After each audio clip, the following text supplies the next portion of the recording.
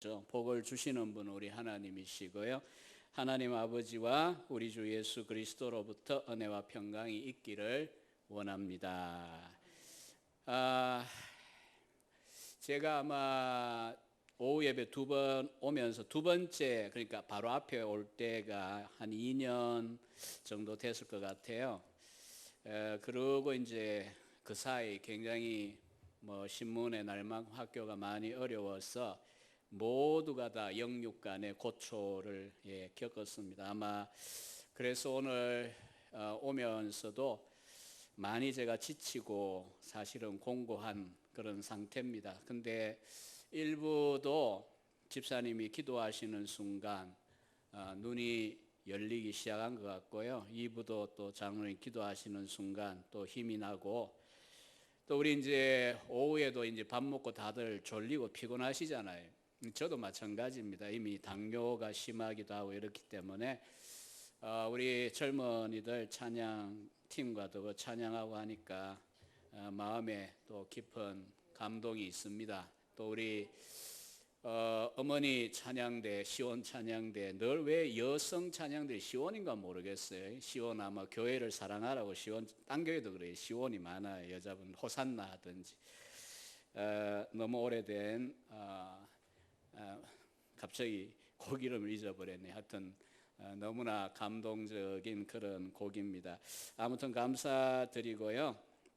또 특별히 우리 청년들이 도시교회 가도 사실 봉사 잘 안 해요. 그러나 이제 이렇게 자기 교회를 위해 수고하고, 또 잠깐 설명을 들으니까 또 타지에 나가 있으면서 또 왔다 갔다 하며 섬긴다는 얘기를 들을 때 너무너무 참 귀한 일입니다. 제가 19년 전에 담임 목회를 처음 나갔습니다. 그때는 이제 대구 근교의 시골 마을인데 한 70여 명 나이 드신 분들, 또 한 30가정밖에 안 됐어요. 아무튼 그리고 젊은 분들 조금 있는데, 제 앞에 이제 교회가 많은 상처가 있었고, 목사님이 나가고 목사 면직되고 이런 정도의 어려움이 있다 보니까 교회가 반토막이 났어요. 그런 교회 알고 이제 제가 30대에 아마 젊고 무슨 만용인지 하여튼 갔는데 가보니까 문제는 70여 명이어도 반주자가 없어요. 갚버리고. 모든 예배에 반주자가 없습니다. 장로님이 그냥 70 다 된 장로님이 나와가 옛날 어린 적에 풍금 치던 실력으로 뭘 하는데 띵, 그 다음 한참 있다가 띵. 노래를 부를 수가 없어요. 반주를 그래야 하니까. 도저히 안 된다 이래가지고 이제 이웃교회에 또 시찰의 경례에 또 이제 도움을 청해가지고 한 분이 와가 좀 하다가 결국은 초등학교 3학년 때인가 우리 아들이 유치부 때 이제 피아노를 시켰거든요. 우리는 피아노를 못 치기 때문에 혹시 개척교회 하면 필요할까 싶어 아들이지만은 야단 쳐가면서 피아노를 치게 했는데, 문제는 그 나이에 이걸 하니까 한 옥타브가 안 잡혀요. 그런데도 그 양철 지붕 아래 엄마하고 추울 때고 더울 때고 그 연습하고 고생하고, 그래서 저는 이제 27이나 먹었지만은 아들 대학 들어갈 때도 목사가 딴 거 할 게 있습니까? 밤늦게 오니까 가서 태워오고, 새벽기도 인도하지만 늘 밤늦게 태워오고, 또 한 가지는 새벽에 이제 예배 마치고 기도할 때 아들 생각이 딱 한마디 하나님께 했어요. 어느 대학 무슨 과, 그 얘기 전혀 생각도 안 하고. 왜냐하면은 부모가 강요해서 안 된다고 생각했기 때문에 딱 한 가지 기도했어요. 하나님, 2001년, 2002년 그때부터 몇 년쯤 했는데 그 시골 교회에 그 정말 자기가 깨닫고 감사하는 마음도 아니고 어린 나이에 그렇게 모든 예배 시간에 피아노, 심지어 특별 새벽 기도의 시간까지 그 어린애가 일어나가지고 와가 피아노 치고 이렇게 한 거, 그것 좀 기억해 주세요. 그럼 눈물이 쭉 흘러요. 지역 교회들 가운데는 제가 지금 이야기한 이런 교회들도 있습니다. 물론 큰 교회 가면 봉사자가 넘쳐가지고 하나도 담임 목사가 걱정 안 해도 되더라고. 오히려 경쟁을 해서 난리지. 아무튼 우리 청년들 가운데 이렇게 수고하는 걸 보니까 너무 옛날 생각이 나고 귀한 일입니다. 오늘 그 설교를 언제쯤 마치느냐, 이렇게 시작하면 이런 염려가 있으실 텐데 제일 급한 사람이 접니다. 저는 올라가는 길이 밀리거든요. 벌써 밀릴 거예요. 근데 가서 새벽 5시에 알람에 일어나서 서울 또 길이 복잡하기 때문에 아침에 5시에 일어나가야 안 밀립니다. 대학원 수업 때문에 제가 가기 때문에 하여튼 지가 급해가지고 빨리 마칠 거다 이 생각하시고 조금 길다 느낌이 들더라도 그래도 줄이더라도 할 말은 전달은 하고 가야 되니까 그렇게 양해를 구합니다. 사실 그 오전에 우리가 누구냐 신자의 정체성 이야기를 했는데 뭐 참 좋죠. 왜? 우리가 그리스도에게 속한 자이다. 또 두 번째 하나님의 사랑하심을 받은 자이다. 근데 오늘 이제 세 번째 마지막 세 번째 오늘 그러니까 요것만 이제 상고하는데 조금 내용이 조금 많아요. 그리고 이제 조금 또 사랑한다는 말을 듣는 것보다 성도, 거룩하다, 거룩한 자, 거룩해라 이러면 좀 아무래도 듣기가 좀 딱딱해질 수도 있어요. 그러나 어쨌든 뭐 남 이야기 아니고 저와 여러분의 신분에 대한 이야기고 또 우리에 대한 하나님의 부르심에 대한 이야기이기 때문에 잘 함께 생각을 했으면 좋겠습니다. 우리가 누군가 신자라고 부르기도 하고요, 뭐 교인이라고 부르기도 합니다. 가장 아마 교회 다니면서 신앙이 있으나 없으나 교회 다니면 강경제일교회 교인 이렇게 부르고요. 또 이제 뭐 신자 혹은 신도라는 말을 쓸 때는 이제 믿는 자니까 믿음을 고백한 사람의 경우에 조금 구별해서 또 쓰게 되고, 게다가 이제 성도라고 하면 이거는 조금 뭐 자주 쓰긴 해도 그래도 이제 스스로 나는 성도입니다 이렇게 굉장히 자의식을 가지고 감격 속에 쓰는 그런 경우가 좀 쉽지 않을 겁니다. 여러분들 자신을 성도라고 생각을 하십니까? 그래서 오늘 성도라는 말을 이제 생각을 합니다. 바울이 선대로 성도로 부르심을 받기도 한 게 그리스도인들이거든요. 한자말이죠. 성도, 거룩한 무리라는 뜻입니다. 대표기도 시간에도 우리가 거룩하신 하나님 이렇게 해서 거룩할 성자를 넣어서 많이 씁니다. 그러니까 성도도 하나님의 그 거룩하심에 참여하는 닮은 자 그런 의미로 이제 우리가 이해를 하게 되면 조금 무거워져요. 생각을 좀 더 하면 무거워진다고요. 그래서 이웃에 있는 로마 교회, 천주교회라고도 하죠. 로마 교회는 성도라는 말에 해당하는 똑같은 말이 뭐냐면 성자이거든요. 거룩할 성자에다가 그 사람 자자, 원래 뭐 욕 같은 단어로 그 표기하는 게 아니고 그냥 사람 자자라고 쓰죠. 성도나 성자나 같은 말이에요. 영어로 하면 saint라고 하는 단어를 씁니다. 자, 이제 성도는 어떻게 써보겠는데 자기를 가르쳐서 성자라고 해보셨나요? 큰일 나죠. 여자분들 성녀 잘못 알아들어가지고 성녀냐? 돌석자의 뭐 여자냐 이렇게 오해를 받겠죠. 이 성자 성녀라는 말은 우리가 거의 쓸 수가 없고 쓰기가 어려워요. 왜냐하면 로마교의 경우에는 아무나 보고 성자, 성도 이렇게 안 붙입니다. 특별히 어떤 뭐 정말 길이 남을 만한 어떤 수도 고행을 하고 뭐 평생 동정녀로 살거나 아니면은 수도사로 살면서 덕을 쌓고 누가 봐도 존경스러운 그런 사람이나 순교자들, 또 바울, 뭐 베드로, 또 혹은 어거스틴 이런 사람들을 앞에다가 붙이는 게 성 바울, 성 베드로, 그 다음에 이제 교회사 가운데는 어거스틴, 성 버나드, 성 토마스, 성 테레사 이런 식으로 붙여주거든요. 그러니까 그런 식의 기준에 의하면 감히 자기 자신을 보고 세인트 아무개, 성자, 그게 성도라니까요. 같은 말이거든요.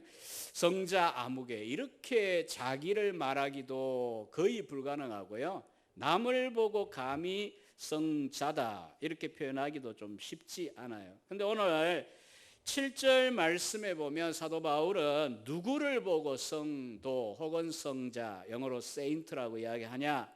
로마 교회에 있는 잘 믿는 특별한 몇몇 사람들이나 혹은 교역자나 선교사나 막 엄청난 헌신을 하는 그런 직분자들만 가르치느냐? 본문 보시면 전혀 그렇지 않아요. 그냥 로마에 있는 모든 그리스도인들, 부름받은 자들, 또 다르게는 하나님의 사랑받은 자들, 그리스도의 것이 된 사람, 즉 그리스도의 종이 된 신자들 일반을 보고 성도라, 이렇게 성자라 부르고 있습니다. 고린도 교회도 마찬가지입니다. 1장 2절에 보면 고린도에 있는 하나님의 교회, 그리스도 예수 안에서 거룩하여 지고 성도라 부르심을 받은 자들에게 이렇게 해놓고요, 바로 이어가지고 무엇과 동일하다고 말하냐 하면요, 각 처에서 우리의 주, 곧 그들과 우리의 주 되신 예수 그리스도의 이름을 부르는 모든 자들, 성도나 예수 그리스도의 이름을 믿고 그리스도의 이름을 부르는 자들. 저는 오늘 선곡한 우리 청년들 6곡을 들으면서 함께 찬양하면서 참 좋아요. 하나님의 사랑, 또 그리스도의 이름을 높이고. 여러분, 우리 찬양대 기도송도 마찬가지 아닙니까? 정말 우리에게 가장 존귀하고 귀하신 이름 예수.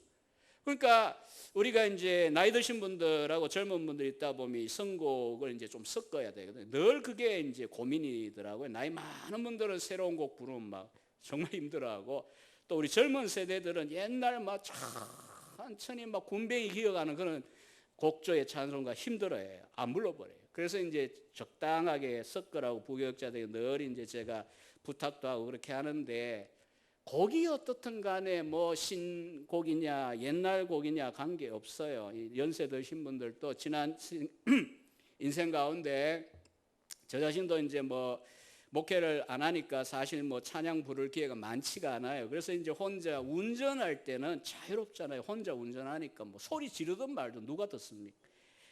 그래서 뭐 눈 뜨고 쭈야 그러고 가끔 기도도 하고, 또 아니면 찬송을 막 불러요.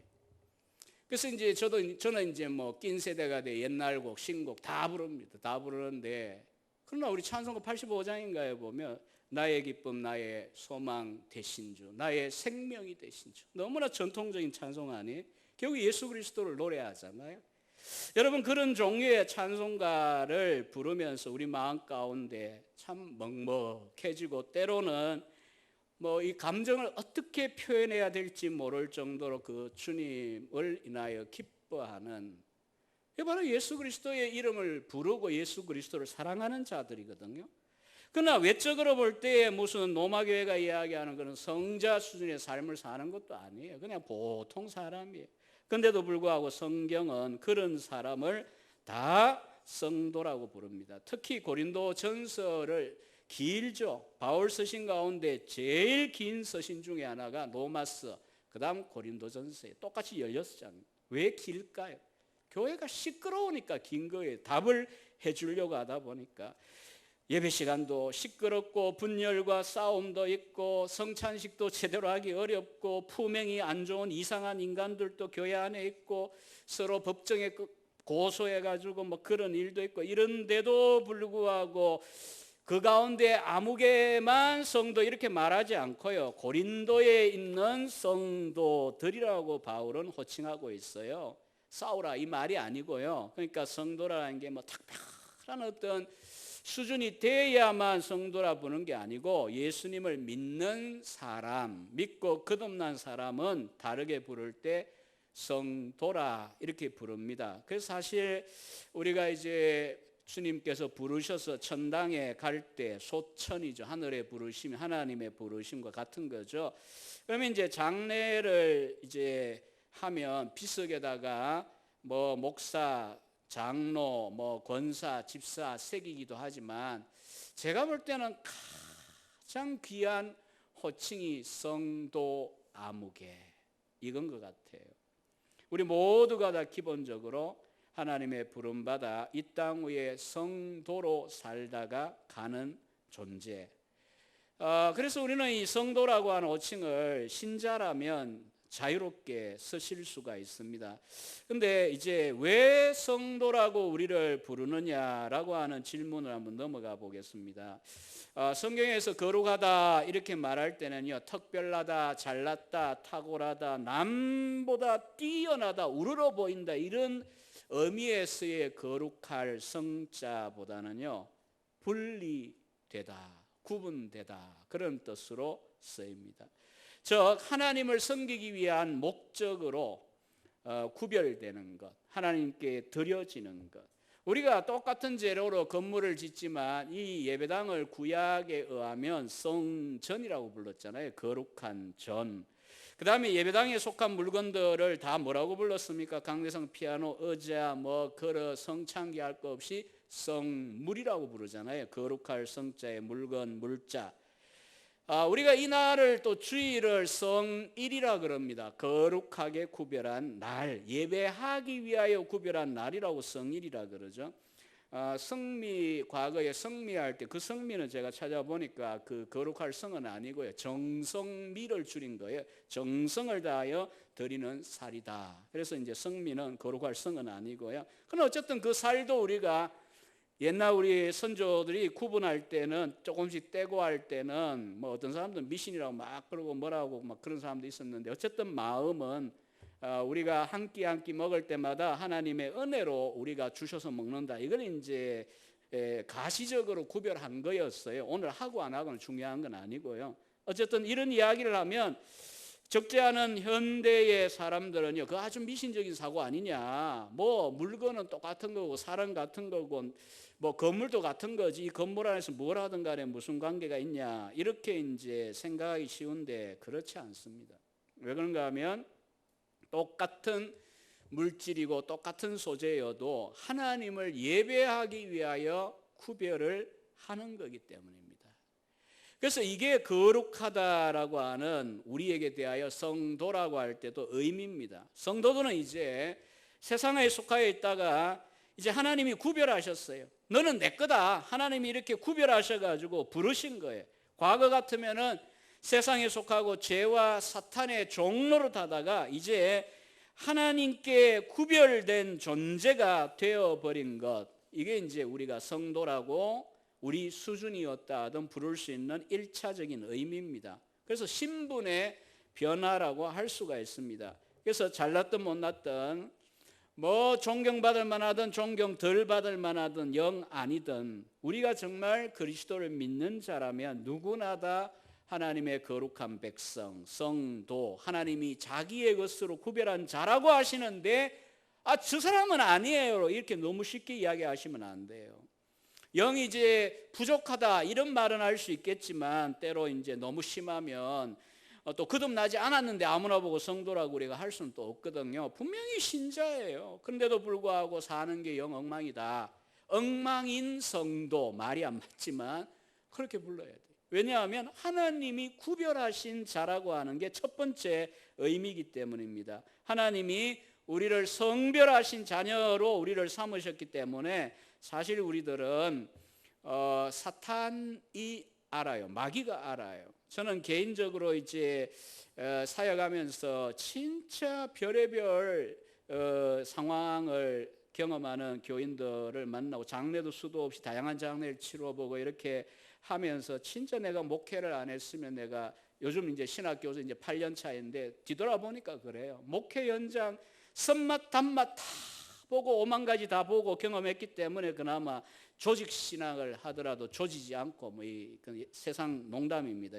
조직신학 잘하면 조진다 그러는데 이게 어느 나라 말인지 모르겠어요. 하여튼 간에 현장을 위한 교리 혹은 조직신학이 되도록 하는, 그런데 그나마 좀 유익하지 않나 이 생각을 제가 가끔 하는데요. 어떤 분은 토요일 날, 사실 목회자들은 다 정신이 오늘 주일을 어떻게 섬기냐, 특별히 설교 준비에 신경을 곤두세울 수밖에 없어요. 제가 여러분들 만나러 오는 것도 뭐 그리 원고 준비하고 어렵겠어요. 제가 11년을 담임 목회하면서 1년에 500편 이상 설교를 꾸준히 한 사람인데 내용이 크게 어렵진 않아요. 그렇지만 저는 어제 링링이 세게 부는 그 연구실에 하루 종일 저는 앉아 있었어요. 그리고 어제 밤 제대로 잠 안 와요. 안 자려고 하는 게 아니에요. 영적인 스트레스가 큽니다. 게다가 윗집에서 쿵쿵거려가 또 새벽 2시 반에 깨가지고 고민하다 또 잤어요. 그러니까 뭐 그냥 제가 돌보는 양떼도 아닌 이제 초청받아 오는 설교자 입장이 돼도 때때로는요 날밤 새다시피 하고 와야 돼. 이만큼 이게 부담스러워요. 설교라는 게 원맨쇼 하는 거면야 뭐 재미있게 적당하게 무슨 개그 하듯이 그렇게 하면 되는데 그게 아니기 때문에 부담스러워요. 목회자들도 마찬가지예요. 진짜 자기 양떼들을 돌아보는 목회자라면 토요일 밤이 제일 좋아하는 인간 노래 제일 싫어합니다. 제가 토요일은 밤이 좋아, 이 밤은 영원한 밤 유행가였어요. 20, 30년 됐어요. 제가 그랬어요. 학생들 보고, 아니 이런 작사자 작곡자는 목회를 시켜봐야 된다고. 토요일이 밤이 좋은가? 그랬더니 우리 제자가 그래요. 교수님, 그 사람 목회합니다 그러더라고요. 나중에 이제 그 가수 안 하고 이제 알 거라고, 그 노래 못 부를 거라고. 토요일 밤이 좋기는 쥐뿔 좋아, 고생해봐라. 설교자가 뭐 밤이 편해. 딴 날도 뭐 바쁘기도 하지만 토요일 밤은 진짜 스트레스가 많아요. 설교 준비 다 해놓고도 이 마음의 부담, 안 해도 부담. 어쨌든 그렇다는 거예요. 그런데 이제 토요일 날 그냥 한 번은 불려갔어요. 지금 이제 이 성도가 이상하다는 거예요. 완전히 정신줄을 놨다는 거예요. 마치 뭐 귀신에 쓰인 것처럼 그렇다는 거예요. 제가 거리도 멀더라고요. 토요일 그 오후에 그 진지하게 준비하고 있는데 어떻게 했어요? 부목사님들, 여전사님들 불러가지고 가자고. 운전은 다행히 안 해서 감사하긴 한데 가가지고 봤어요. 진짜 어렵게 사는 여성도 혼자 사는 성도인데 지금 상태가 안 좋아요. 진짜 흡사 귀신에 쓰인 것인가 라고 하는 느낌이 들었어요. 그래서 이제 기도하고 찬양하고 또 시간을 같이 좀 보내야지. 당박에 제가 뭐 귀신 쫓아내는 사람도 아니고요. 그게 뭐 압니까? 기도하고 옆에 같이 있었어요. 근데 제가 가지고 있는 분명한 성경적인 확신은요, 지금 성도에 대한 이 하나님의 특별하신 간섭, 사탄도 손 못 댄다. 어디 있습니까? 요한일서 5장 18절에 있습니다. 악한 자가 만지지도 못하게 하겠다. 여러분, 우리나라 말에 노다지, 왜 노다지입니까? 구한말에 와가지고 광산물 탈취할 때 미국 사람들, 뭐 우리 한국 사람들이 이 손대고 하니까 노터치거든요. 손대지 마 이건데 서양 사람들이 이걸 노다지라고 부르는구나. 이래 된 게 노다지예요. 하나님께서는 우리들에 대하여, 성도들에 대하여 사탄에게, 악한 세력들에게 그렇게 합니다. 손대지 마. 내 백성인데, 내가 구별한 내 백성인데 네가 왜 손을 대? 그래서 저는 신자라면, 성도라면 귀신이 그 속에 들어갈 수 없다라고 하는 확신을 갖고 있어요. 그래서 목회자가 신학을 잘 해야 됩니다. 막 붕붕 날고 막 장풍 날리는 게 중요한 게 아니고요. 막 무슨 말인지는 모르는 샬락샬락샬락 막 방언하고 이런 것보다 저는 방언을 부정하지는 않아요. 근데 그게 중요하지 않다고요, 사실은. 근데 이제 어쨌든 그 확신 때문에 기다리면서 가만히 봤어요. 그 완전히 의식이, 그냥 자기 의식이 없다시피 한 상태에 있는 사람이 참 뒤에 우리가 같이 옆에 찬송하고 기도하니 그 사람의 깊은 곳에서부터 조금씩 신음소리 같이 올라와요. 이사야 43장의 말씀. 네가 불 가운데 다니든지 물 가운데 다니든지 내가 너와 함께 하겠다. 그 말을 정신없는 실성한 것 같은 사람 속에서부터 끌어내는데 맞지 않냐고. 이 사람이 평소에 어려운 중에 기도하고 교회 봉사하고 하는 거 제가 몇 년을 보고 있었는데 이게 불신자여가 마귀가 들어갈 수가 있냐고. 그런 이제 확신을 갖고 기다렸는데 역시나 말씀대로 깨어났어요. 어쩌다가 이제 목회지를 떠났지만 어쩌다가 집사람 통해 가지고 옵니다. 뭐 하여튼 잘 지내고 계신다고 하는데, 그렇습니다. 사탄이 인간은 근데 괴롭혀요. 인간끼리는 그게 안 보여가지고 성도인데 막 성도끼리 괴롭히고 불신자가 우리 괴롭히고 이런 게 있긴 한데, 그래도 하나님께서는 우리를 일정한 범위 안에서 우리를 필요해서 어려움이 있는 거지 보호하세요. 자, 여러분 이제 마지막 이제 생각해야 될 건요. 이제 여기서 이제 이 우리에게 주는 위로와 확신에서 자유롭게 성도라고 부를 수 있는 존재가 되었다에서 이제 넘어가서, 그럼에도 불구하고 생각해야 하는 것은요. 그다음 성도라고 하는 신분의 변화의 첫 번째 우리의 이제 시작이 그래요. 그러나 사실 수준상으로 이야기한다면 평생 동안 우리는 성도다워 가야 되는 그 경주를 시작한 게 우리 신앙의 여정입니다. 그냥 하나님께서는 우리를 사랑하시고 구원하시고 자기 아들도 아끼지 않았는데, 예컨대 우리 그냥 거듭나고 신자 딱 되고 성도라고 불리우면 바로 그냥 천국 데려가 버리지 이 땅 위에 두시잖아요. 대부분은 긴 인생길을 통하여, 저 같으면 10대 때 원래 교회 모태 출석교회이지만 10대 때 인격적으로 예수님을 만났어요. 그리고 목회자가 되겠다고 서원하고 이렇게 했는데, 그렇지만 저는 지금 벌써 한 40년 이상을 살고 있어요. 그러니까 하나님 바로 안 데려가시는 거예요. 살다 보면 때로는 아유 좀 빨리 가도 되는데 왜 안 부르십니까? 이런 마음도 힘들고 어려우면 들기도 하고 이런데, 근데 하나님 그렇게 쉽게 안 데리고 가거든요. 나이 드신 분들도 가고 싶다고 가는 게 아닙니다. 천당은 아무나 가나 기다려야 됩니다. 하나님이 딱 보고 딱 때가 되면 와 이러면 아이고 뭐 저 같은 뭐 중년이고 노년이고 그때 가는 거거든요. 그러면 이렇게 인생의 기회를 주신 이유가 뭐냐 할 때에는 물론 선한 일을 하라고 하는 측면도 있어요. 사역과 봉사. 저기 이제 하나님께서 상 주실 만한 그와 같은 하나님 기뻐하시는 삶의 열매를 맺으라 이런 측면도 있는데요. 근데 그 일들은 좀 종류가 다 달라요. 하지만 우리 모두가 다 신자가 되고 성도가 되고 난 다음에 다 같이 걸어가야 되는 똑같은 인생의 목적이 뭐냐 하면요, 거룩해지는 것입니다. 그래서 우리는 한번 확정적으로 거룩하다, 성도가 되었지만 점진적인 성화의 과정을 우리는 밟아야 됩니다. 우리가 이 땅에 살아가면서 성장과 성숙의 시간으로 쓰라고 이 시간을 주셨어요. 그래서 주의 은혜를 아는 지식에서도, 예수 그리스도를 아는 지식에서, 이게 베드로 사도의 마지막 유언 같은 베드로 3장 18절 말씀이에요.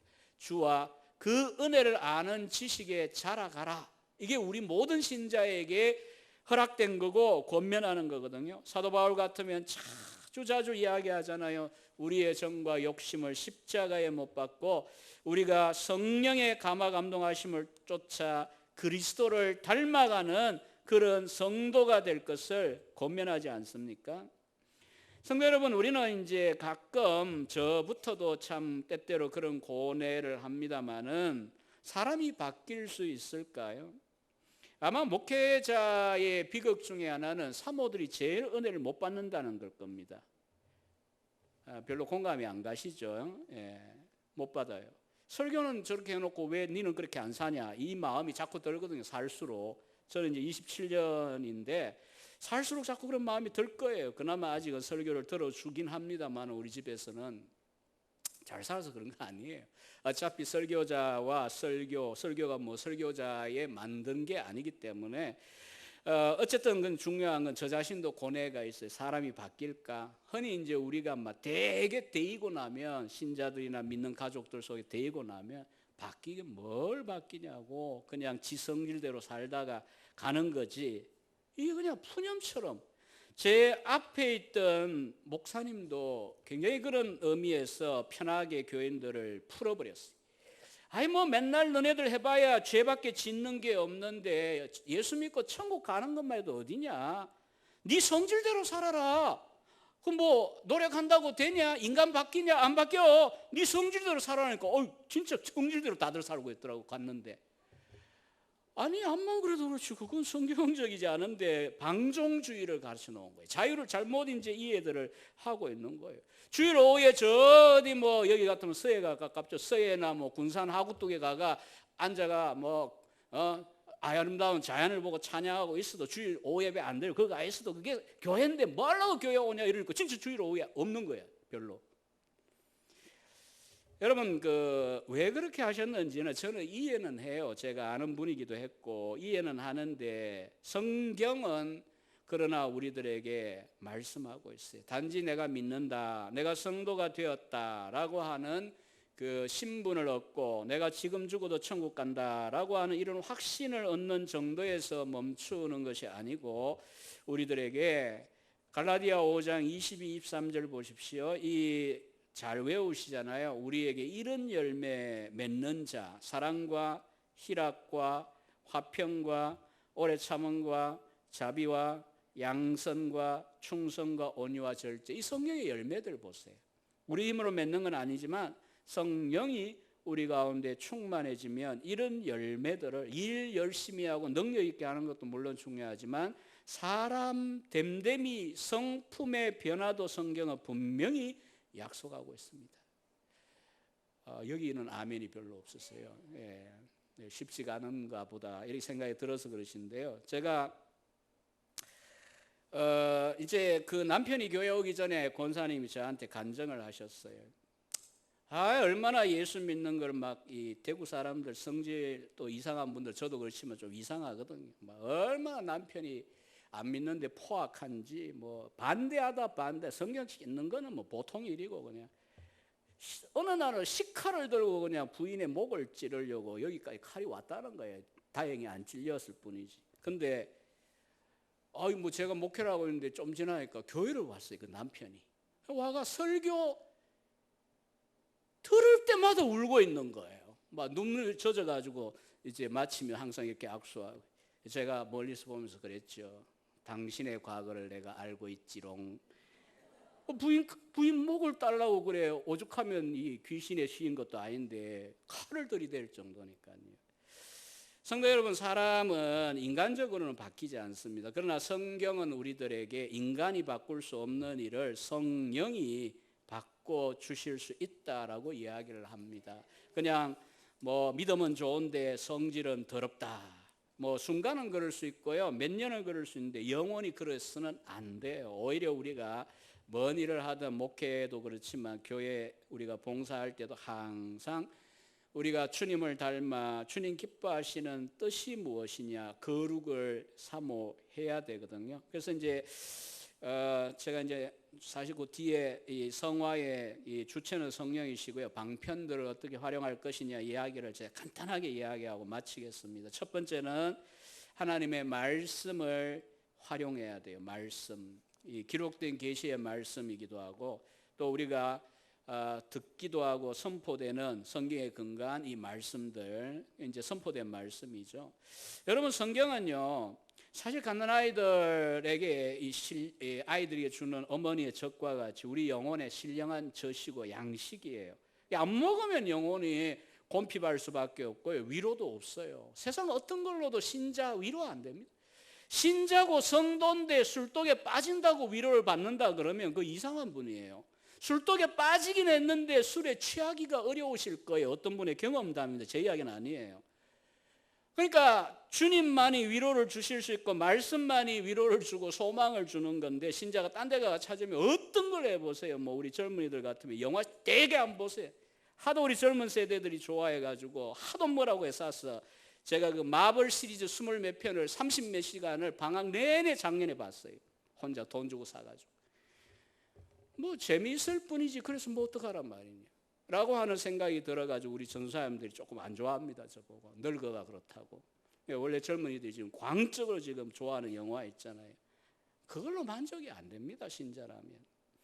여러분, 근데 오늘 이제 우리가 위로나 소망을 주는 좋은 의미에서 영의 양식으로 성경도 필요한데, 지금 오늘 오후의 주제로 하면요, 우리가 변화되고 거룩하게 되는 데는 말씀을 자꾸 읽고 외우고 또 듣고 공부하고 하셔야 돼요. 왜? 디모데후서 3장 뒷부분에 보면 성경이 하나님의 감동으로 되었다 하고 난 다음에 성경의 용도를 말씀하셨잖아요. 교훈함과 책망함과 바르게 하고 의로 교육하기에 유익하다. 여러분, 설교 들으면서 성경 읽으면서 불편하고 내 마음에 안 든다, 그게 바로 우리를 고치시려고 하시는 말씀들이에요. 성경은 달콤하고 위로만 되는 게 아닙니다. 그러니까 좀 그 설교를 좀 듣기 좋은 소리만 하세요. 이것만큼 우리 영혼을 망치는 요구가 없어요. 그래서 목사가 아무리 부드럽고 선해도요, 담임 목사가 되면 설교를 입맛대로 골라가 하면 가장 교회의 적입니다. 제가 볼 때는 가장 적이에요. 우리 학생들 보고도 선생님들 보고도 이야기합니다. 듣고 싶든 듣고 싶지 않든 달콤하든 쓰든 성경 66권 1189장 31,102절 그 말씀을 차례대로 주어진 시간 안에 잘 다 가르쳐라. 우리가 기독교 진리도 좋은 것도 있고 당장 싫은 것도 있어요. 그러나 그와 같은 것들 골고루 그냥 우리가 가르쳐야 되고 우리 성도님 입장에서는 다 이렇게 들어야 됩니다. 때로는 위로가 되고 힘이 되고 살아나고 소망이 생기고, 그렇지만 반면에 때로는 막 설교자가 사람인데 지가 뭔데 저런 소리 내한테 하냐. 아니 목사님들이 교인들 한 사람 한 사람 보고 막 이렇게 야단치는, 몰라요. 또 성기려면 그런 사람이 있는지 모르겠는데, 사실은 설교를 본문에 근거해 하다 보면요, 제가 여러분 목사가 아니기 때문에 이야기까지 하고 가는 겁니다. 사실은 내가 아무 의도가 없지만 본문에 근거하여 풀어주다 보면 듣는 분들의 입장에서 때로는요 막 성질이 나요. 저거 누가 나에 대해 보고했나 이런 생각, 신방 보고했나 이런 생각이 막 들고 그래. 아닙니다.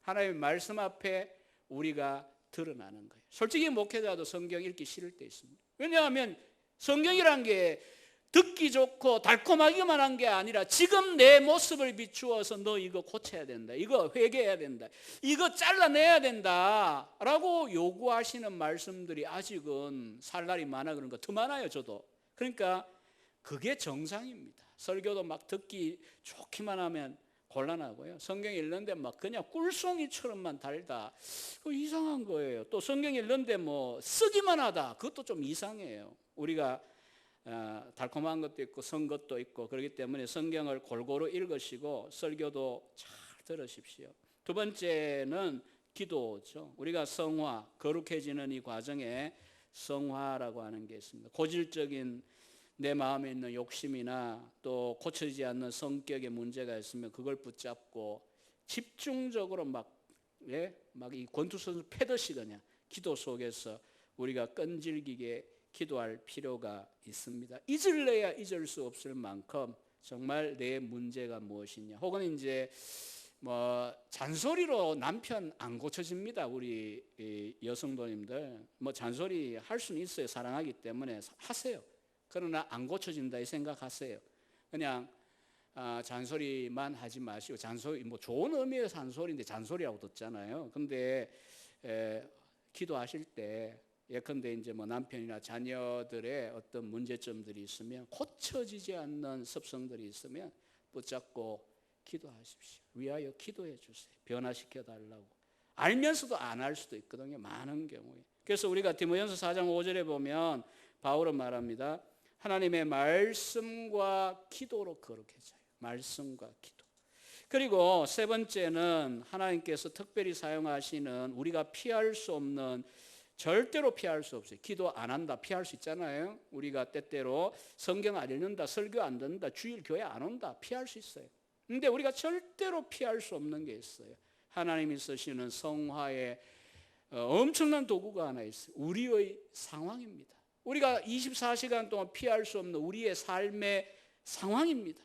그 상황 속에 던져지면은 즐거운 일도 피할 수 없지만요, 때로 우리가 하나님 앞에 순종하지 않고 엇나가다가 하나님이 손을 이제 사랑의 징계지요. 매를 대기 시작하면 처음에는 좀 약하지만, 저도 참 죄송한 이야기지만 정말 이 세상에 무서운 게 많지만은 하나님의 손만큼 매서운 손 없습니다. 어떤 분들은 도무지 안 되니까 건강에 어려움이 생기고, 물론 뭐 건강 어려움이 있다고 다 죄라 그러면 안 돼요. 그거는 하나님 판단하시는 거고, 진짜 이제 신앙생활 제대로 안 나고 엇나가니까 주일날 뭐 신나게 어디로 가버리고 매주 그러고 1년 2년 이러니까 하나님께서 어느 날 차 팔게 하고 사업이 망하거나 건강이 안 좋아져 가지고 교회를 다닐 수밖에 없는 상황이 있거나, 이거 너무 또 강하게 이야기하면 안 되는데요, 어떤 성도님이 그래요. 그러다가 사업이 망하고 난 다음에 교회 다니면서 목사님께 이렇게 고백해요. 그때 내가 망하지 않았더라면 진짜 내가 망할 뻔했습니다. 사업이 어려움이 생긴 게 낫지 내 영혼이 망하는 건 안 되잖아요. 그 말이에요. 이 성도의 말이. 하여튼 우리가 이 상황적인 어려움들이 올 때 우리는 이 거룩을 위하여 피할 수가 없습니다. 가정 안에 우환이 있거나 또 누가 심하게 아프거나 그래서 뭐 딴 생각할 수 없이 그 병 수발 들어야 되거나 막 이래 버리면, 젊은이도 그렇잖아요. 부모가 아프거나 이러면 뭐 딴짓 할 틈이 어디 있어요. 공부하기도 시간이 없는데 섬기고 그러다 보면 참 어느 순간 돼서 보면 내가 환난 당한 것이 내게 유익이다 이렇게 고백할 때가 와요. 누가 즐거이 나 환난 당할래요 하고 손든 사람은 아무도 없거든요. 고난 쳐도 싫어합니다. 몸서리 쳐집니다. 그렇다고 해가 피할 수 있느냐? 아닙니다. 그래서 사실은 우리가 거룩하게 되는 정상적인 방편은요, 이 교회 공동체에 열심히 참석하시고요, 말씀 시간 잘 들으시고 또 성경 읽으시고 같이 기도하시고, 또 혹은 이제 조금 더 교회라는 게 이 성화에서 중요한 하나의 장점이 뭐냐 하면요, 이게 거물망입니다. 나 혼자 신앙생활하면 수도사처럼 살면요 안 될 일을 거물망이에요. 거물망. 목회자도요, 이 목회한다는 게 뭐 자기 혼자 섬기고 뭐 이런 거 같죠? 아닙니다. 누구라도 이 교회가 있기 때문에, 성도들이 있기 때문에, 때로는 또 이제 뭐 이게 나쁜 마음으로 그러시면 안 되지만, 장로님들이 그냥 당해야 돼, 목사님 그거 안 됩니다 이러고 브레이크 막 걸고 이래가지고 브레이크 걸려가면 생각해 보면 내가 좀 지나치구나 이런 것도 적지 않아요. 그러니까 목사에게도 교회 공동체가 필요한 거예요. 성화를 위해서 필요해요. 우리 성도님들 정말 이렇게 귀찮아도 교회 오시고 또 오라고 전화하고 끄집어 당기고 카톡이 그런 카톡인 줄 아세요? 하나님이 보내는 톡, 줄여서 카톡. 그러니까 아무튼 이 교회 공동체에도 여러분에게 있어서 정말 이 성화에 있어서 도움이 되는 그와 같은 하나님 주신 은혜의 방편입니다. 말씀을 끝맺겠습니다. 오늘 우리가 누군가, 이거는 어느 나라 어느 시대에 있으나 신자가 내가 누구냐, 내가 어떤 신분이냐의 문제입니다. 하나님의 부르심을 받아 그리스도의 그 소유가 되고 또 하나님의 사랑을 받은 자가 되고, 오늘 말씀 생각한 대로 오후에 성도로 부름을 받았습니다. 우리는 성도입니다. 그래서 지금 우리의 수준이 잘라보면 누가 뭐라 하고 내가 생각해도 별로 아닐지라도 누구든 간에 나는 성도입니다. I am a saint. 나는 성도입니다. 이렇게 말할 수 있는 존재이고요. 하지만 이제 남은 생에 지금까지도 그래 해오셨지만, 이제 이게 하나의 이 더러워진 렌즈, 안경 렌즈를 닦고 이제 밝게 보는 것과 같아요. 이런 말씀을 생각하는 것은 앞으로 우리 가야 될 여정이 성화, 거룩하게 되고 주님을 닮아가고 하나님 말씀에 예수님처럼 순종하는 그와 같은 믿음에 순종하는 종이 되어가는 과정이다, 이렇게 생각하시고, 나머지 모든 우리의 인생의 여러 가지 일들도 결국은 저나 여러분이나 우리 가족들이나 이 교회 공동체를 하나님께서 거룩하게 만들어 가시는 기회다, 이렇게 생각하시면서 항상 눈에 보이는 우리의 어떤 것들보다는 하나님의 목적, 목표를 늘 기억하면서 살아가실 수 있기를 바랍니다. 기도하겠습니다. 하나님 아버지, 감사를 드립니다. 우리를 성도로 부르시고 우리 같은 인생들을 성도라 하나님이 구별하여 하나님의 사람으로, 자녀로, 성별하심으로 성도라 불러주심을 감사합니다.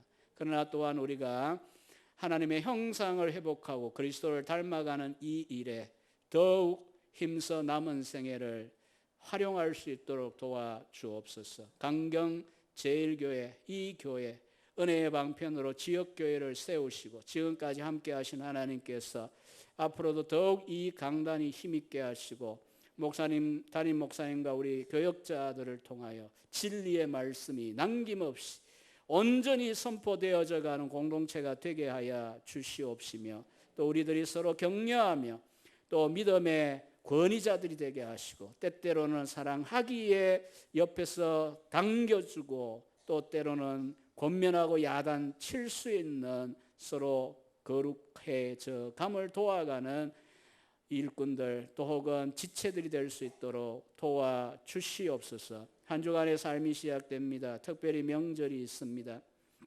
가족들이 만나면 기쁜 소식도 있지만 슬픈 소식도 있고, 또 흥겹기만 한 것이 아니고 울퉁불퉁한 일들도 일어납니다. 우리 모두에게 성령으로 충만하게 하시어서 은혜를 끼칠 수 있게 하시고, 하나님의 은혜와 평강이 충만한 이 명절이 될 수 있도록 우리 강경지역의 모든 성도들을 하나님 복을 주시옵소서. 예수님의 이름으로 감사하며 기도합니다. 아멘.